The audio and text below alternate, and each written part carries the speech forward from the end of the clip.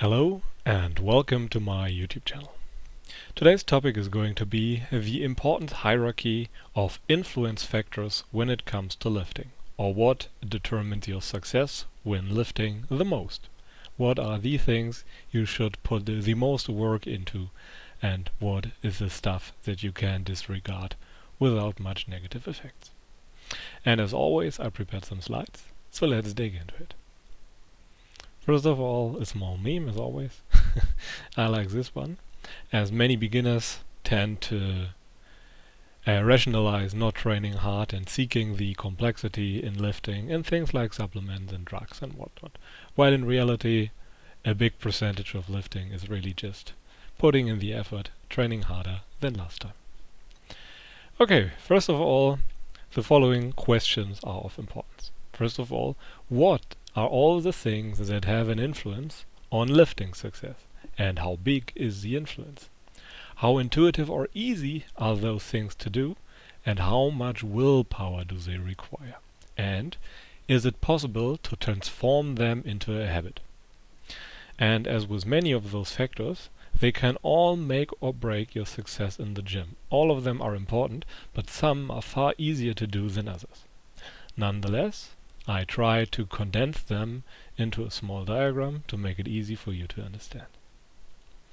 Okay, first or second, more or less, some remarks. This classification is for beginners and early advanced lifters. The priorities change over time. If you are very good at lifting at some point, even elite level, then the priorities displayed here are not those that are important for you. And all those aspects have personal deviations. Maybe some of the listed problems are more important than displayed on the pyramid for you. There are individual differences. And some people struggle more or less with those things.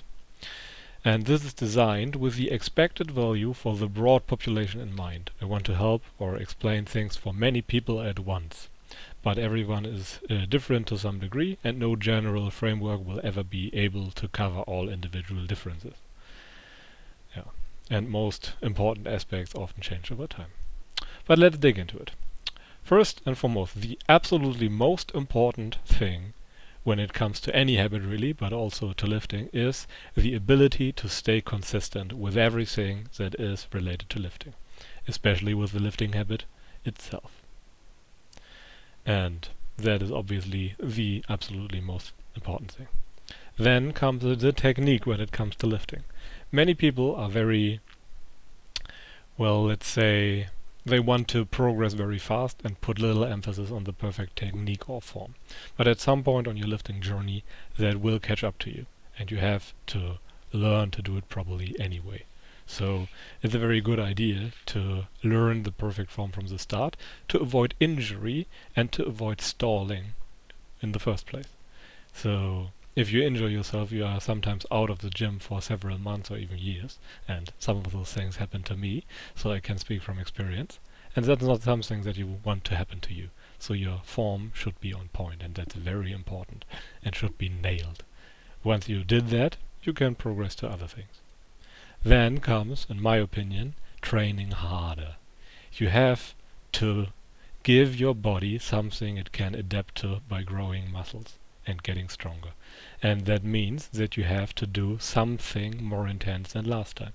It doesn't have to be more weight, it can be more sets, shorter pauses, or whatever. More repetitions per set on a lighter weight, on a heavier weight. There are so many factors how you can train harder than last time. But training harder than last time is immensely important, and something that is totally overlooked by probably all people. They just look out for what the program tells them to do without actually exerting themselves.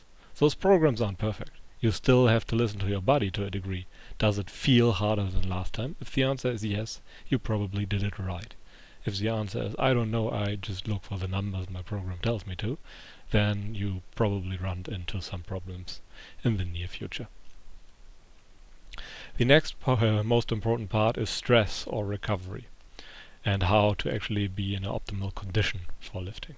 This one can be the most important of all of those things if you are in an especially bad state. If you are stressed out, close to burnout, then that's your number one priority. For most people, however, stress and recovery aren't that much of an issue, but they should be properly managed by, for example, sleeping enough, eating the right amount of food so your body has the building blocks to regenerate, maybe do some meditation if you're especially stressed out, maybe relax as much as possible, since your body hates cortisol, the stress hormone, and the stress hormone, if it's present, pretty much neglects all the efforts you do in the gym. There's no way you will ever grow when you are too stressed. And then comes proper nutrition.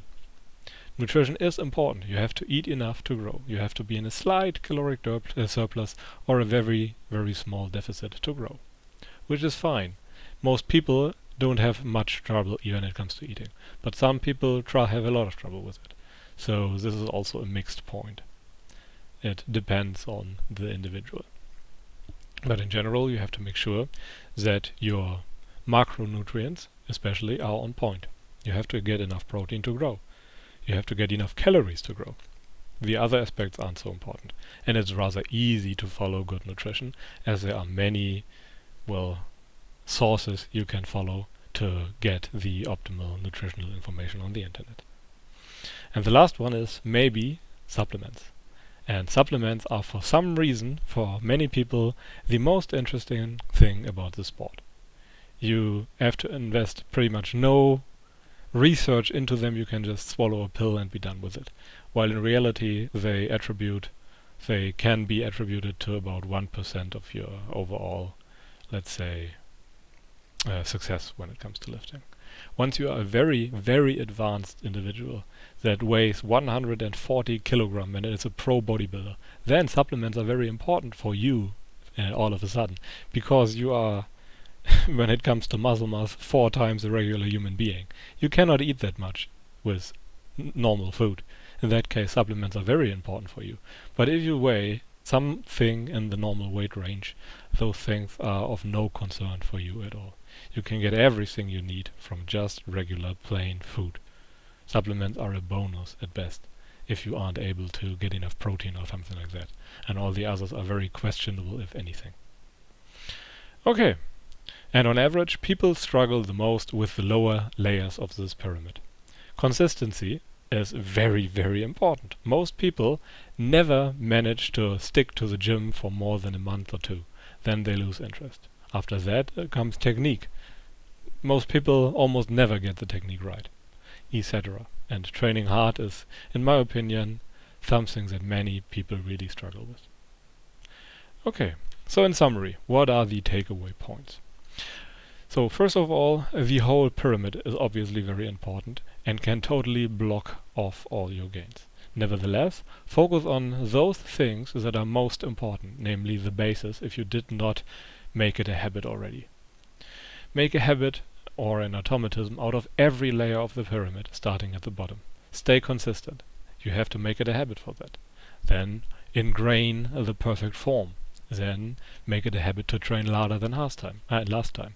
Then make it a habit to reduce stress. Then to eat right, etc.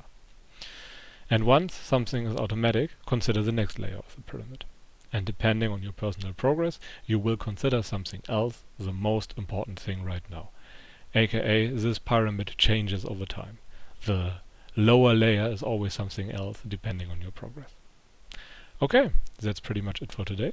I hope you learned something, and if you feel like I failed to explain something in proper detail, let me know in the comment section. And until then, I wish you a pleasant day and goodbye.